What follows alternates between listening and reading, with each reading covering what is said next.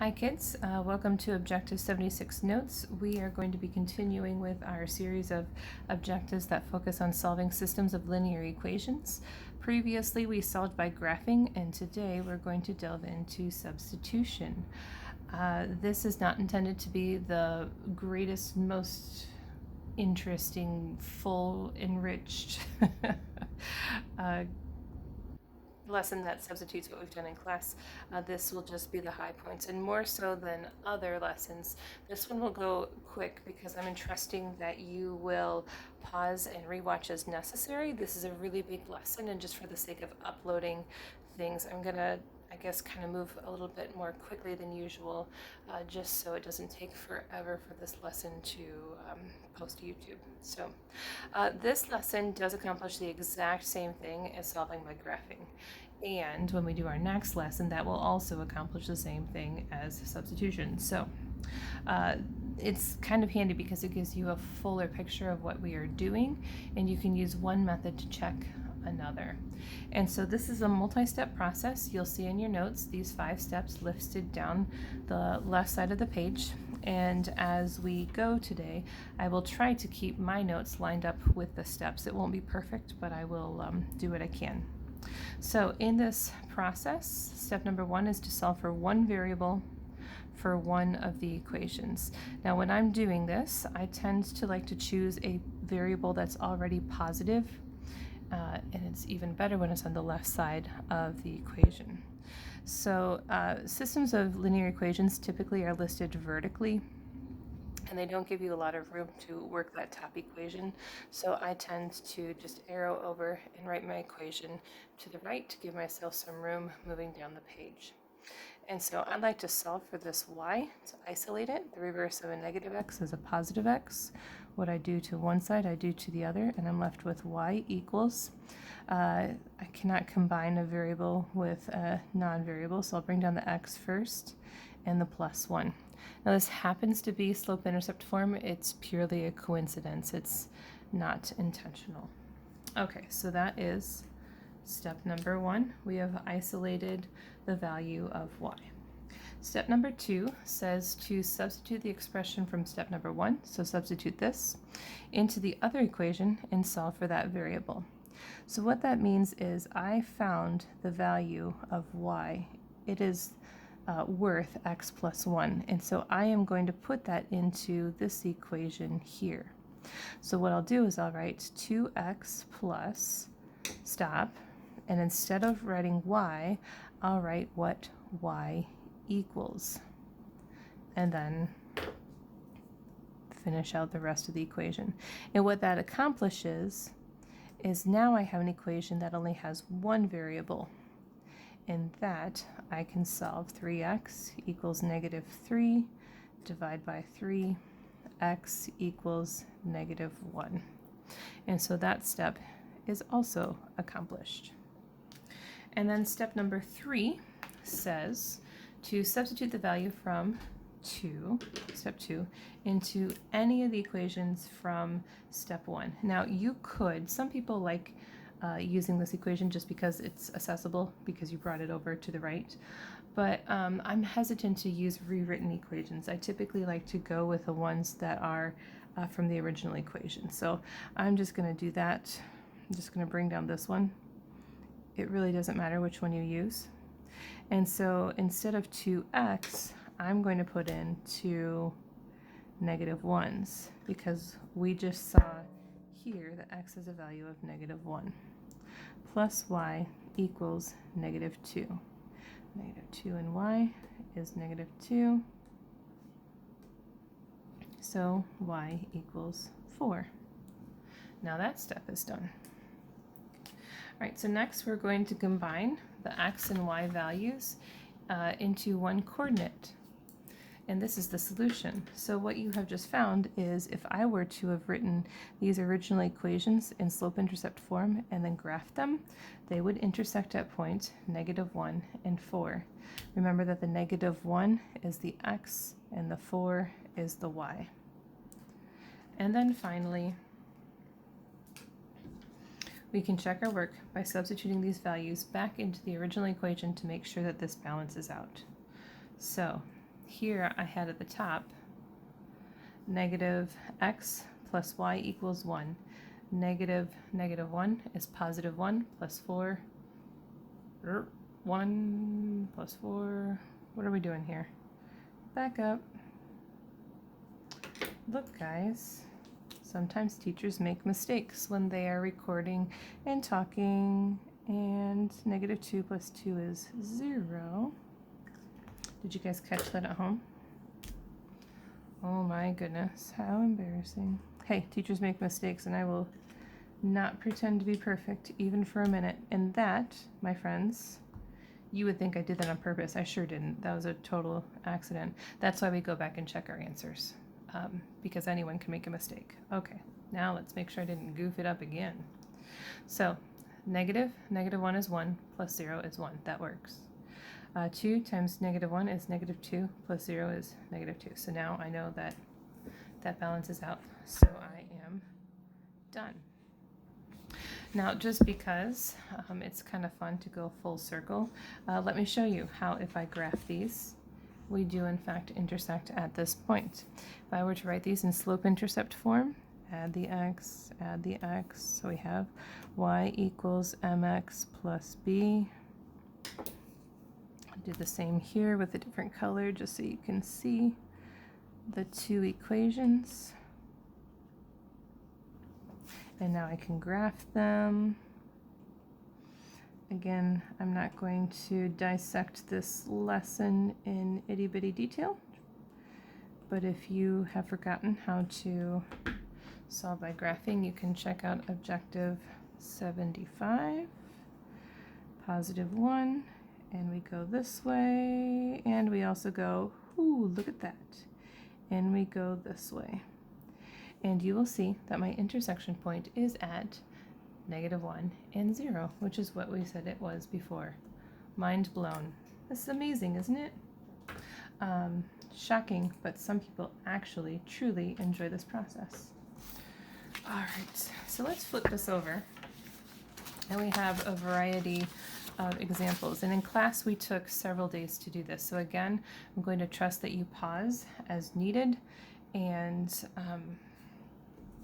yeah, and you rewatch and such as necessary. So step number 1 here is to try to zoom in.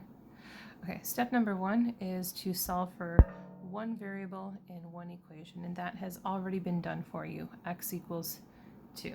So step number 1 is done. Step number 2 is to substitute the value from step 1 into the other equation. So if I know that x equals 2, then I'm going to put 2 in for this x. So I'm going to say 2, and instead of x's, 2 2's plus y equals 8. Or 4 plus y equals 8. Subtract off the 4, subtract off the 4, y equals 4. So that step has been finished. Okay. Step number 3 says to substitute this value back into one of the original equations. And so I will just bring this guy over, and instead of 2x plus y, I'll do 2x plus 4 equals 8. Woo! Small space. 2y plus 4 equals 8. Subtract off that 4 to get 2y equals 4. Divide by 2. Y equals 2. All right. And so we can join these two together into one coordinate. Look at here. What did I do here?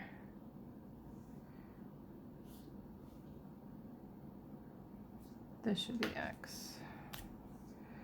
X, x, x, x is 2. My goodness. So 2 and 4. All right. Let's make sure that I didn't totally goof you guys up. Let's try a new one. Again, y has already been given to us. We do not need to solve for one of the variables because we already know that y equals -2. And now I will substitute the value of y in for the y in the equation. So I will write 2x minus, and instead of y, I'll write -2 equals 0. Right? 2x plus 2 equals 0. Subtract the 2. 2x equals -2. So x equals -1. And now the next step is to substitute that value back in to find a solution. So we have 2, and instead of x, -1 minus y equals 0. -2 minus y equals 0. Add the 2. Y equals 2, or y equals -2. We know that we can make that y positive as long as we flip the signs on the other side of the equation. So that means my solution is x comes first, -1, and then the y, -2. And we would check our answers to make sure that's correct. Because I have solutions here and we're short on time, I'm just going to keep on going and assure you that that is correct. Okay, I challenge you to do this last one on your own. Give this a pause and then start up again when you think you found the solution. And now I'll talk you through it. So y has a value of 7, so I will put in 7 for y in this equation. So I'll do 2x plus, and instead of y, I'll put in 7 equals 3. Subtract off the 7 to get 2x equals -4. So x equals -2. And now the next step is to substitute the value of x in for the variable x. So we said x was -2. Plus y equals 3. -4 plus y equals 3. Add the 4, so y equals 7. And now that I know both parts, I can write -2 and 7 as my final solution. Okay, so that's kind of the first tier of questions where one of the variables is provided to you.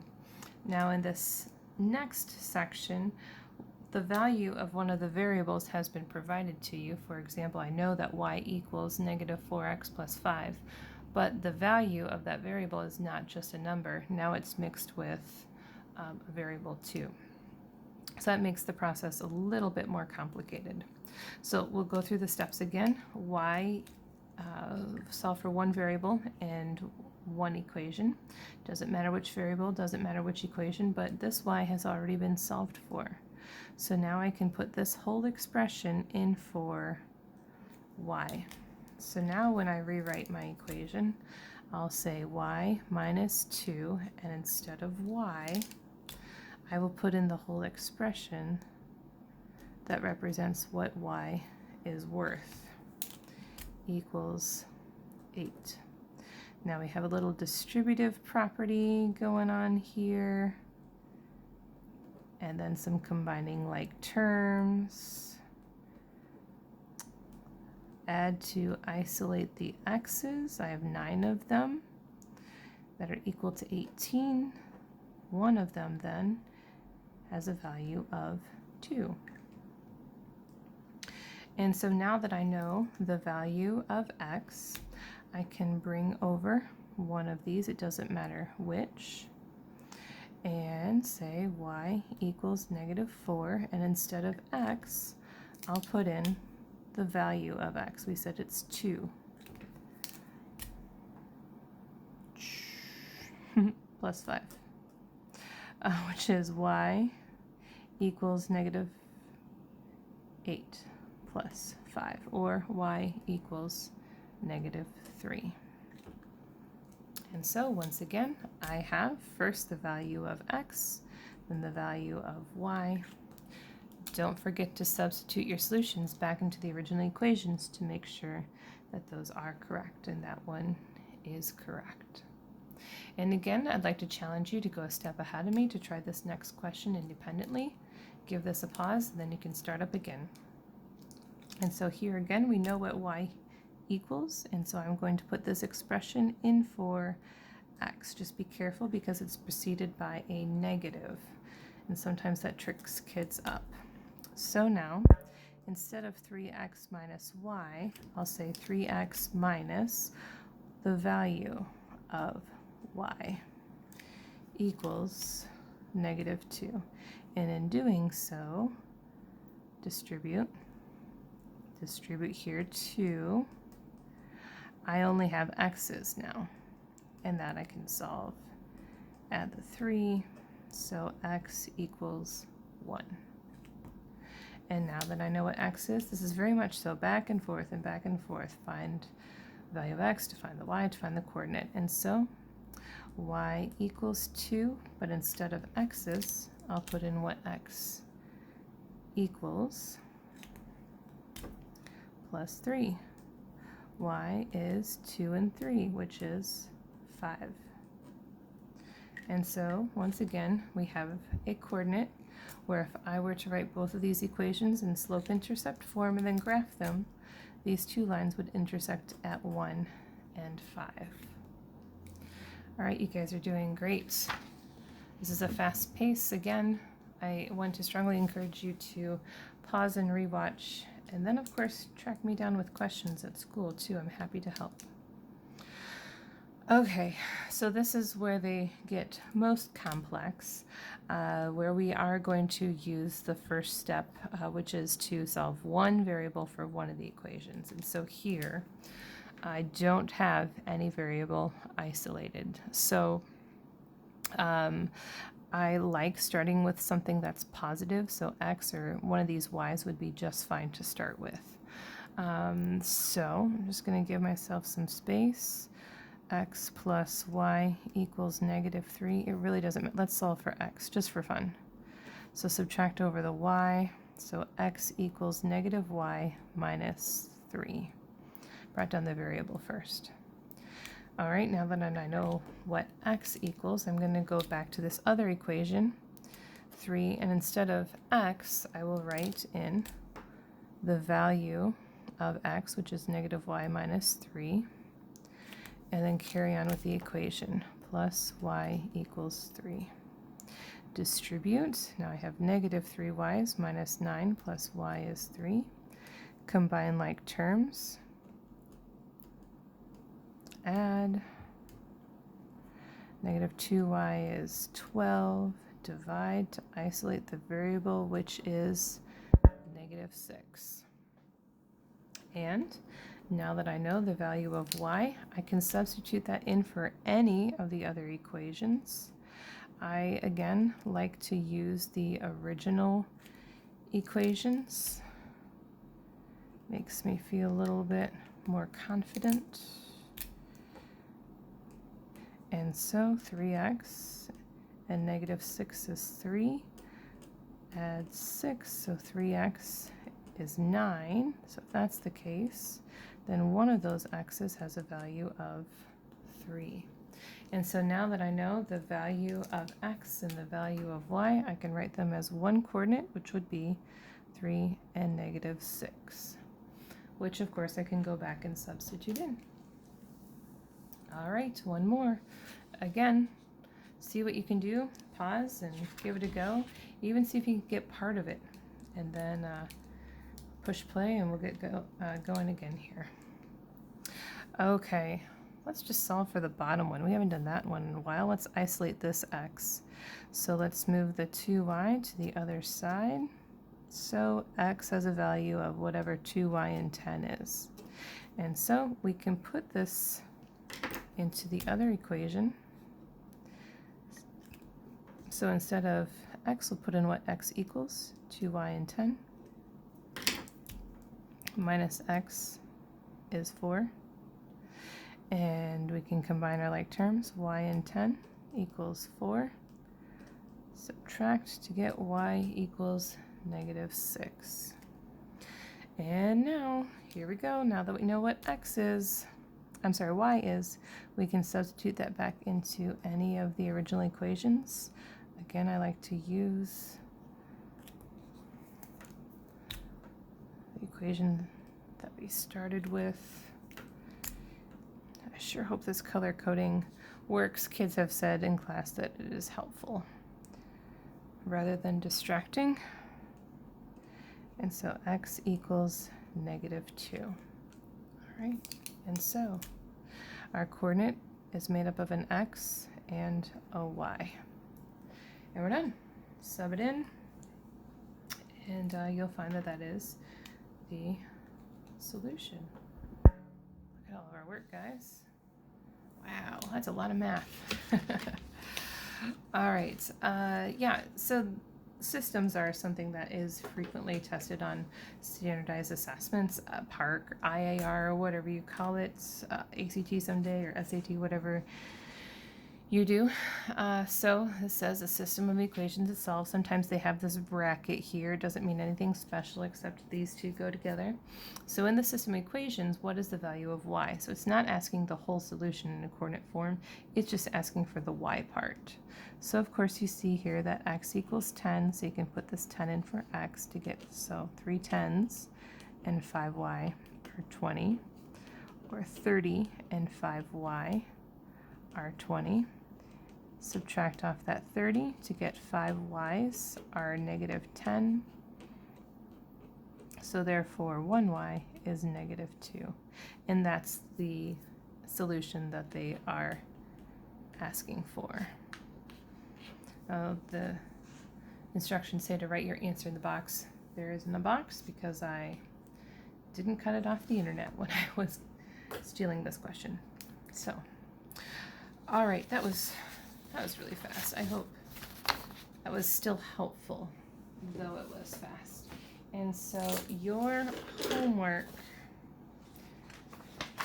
is intentionally written to align with your notes. So you'll notice, for example, this is your homework, this is your notes.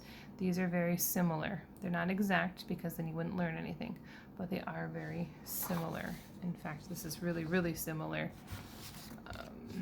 These two both have y equals 7 and this other part here too. So anyway, use your notes to help you. So the top row aligns with the top row, the middle row, or the middle row aligns with the middle row, the last row aligns with the last. And then instead of a part question at the bottom, you have a challenge, because this is actually fun and some people enjoy this and some people need a little bit extra to keep them engaged and interested in learning and moving along. So I want to encourage you to try out that challenge. If this is not going well for you, please do not hesitate to send me an email at any time. I'm very happy to help you. You're never a bother to me. If I'm not available to get back to you, then I won't, and I'll see you at school and it'll be fine. But if at all possible, I will get back to you as quick as I can. No question is a stupid question. I'm always happy to help. So yeah, thanks guys for being attentive. That was a quick lesson. It's still a long lesson. Feel free to rewatch and get a hold of me if you need extra support. Thanks a bunch, and I'll catch you in class. Bye.